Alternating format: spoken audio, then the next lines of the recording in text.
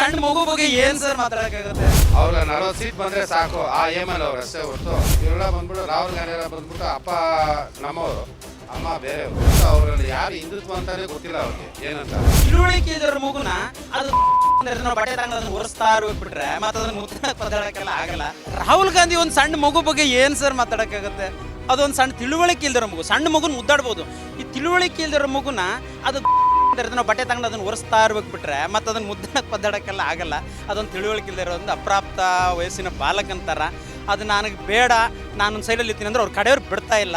ಬಂದು ನೀನು ಮಾಡೋದು ಪಾಪ ಅವ್ನು ಏನು ಮಾಡ್ತಾನೆ, ಆ ಮನುಷ್ಯ ಮಗು ಥರ ಅವ್ನು ಬೇಡ ಅಂತಾನೆ, ಇವ್ರು ಬಿಡಲ್ಲ, ಬಾ ನೀನು ಕೂತ್ಕೋ. ಯಾರೂ ಇಲ್ವಲ್ಲ ಅಲ್ಲಿ ಕಾಂಗ್ರೆಸ್ ಪಕ್ಷದಲ್ಲಿ, ಯಾರಿದ್ದಾರೆ ನೀವು ಹೇಳಿ? ಯಾರೂ ಇಲ್ಲ. ಯಾರೂ ಇಲ್ದಿರೋದ್ರಿಂದ ಅದು ಹಳೆಬಿದ್ದೂರಿಗೆ ಉಳಿದೋನೇ ಗೌಡ ಅಂದಂಗೆ ಅಲ್ಲಿ ಯಾರೂ ಇಲ್ಲ.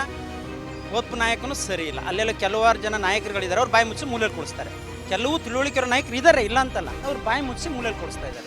ಇವಾಗ ಏನು ಬುದ್ಧಿನೇ ಇಲ್ಲ ಅವ್ರಿಗೂ, ಏನು ರಿಯಾಕ್ಟ್ ಮಾಡ್ತಾರೆ ಏನಂತ ಗೊತ್ತಿಲ್ಲ.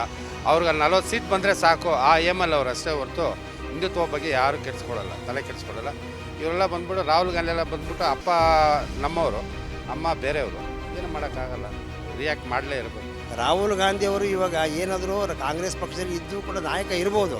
ಬಟ್ ರಾಹುಲ್ ಗಾಂಧಿಯವರು ಭಾರತ ದೇಶದಲ್ಲಿ ಇದ್ದುಕೊಂಡು ಅದನ್ನು ನಮ್ಮ ದೇಶದ ಯಾಕೆ ಒಂದು ಹಿಂದೆ ಮುಂದೆ ಅವರು ಅದರ ಅಪಪ್ರಚಾರ ಮಾಡ್ತಾರಂತ ಗೊತ್ತಿಲ್ಲ.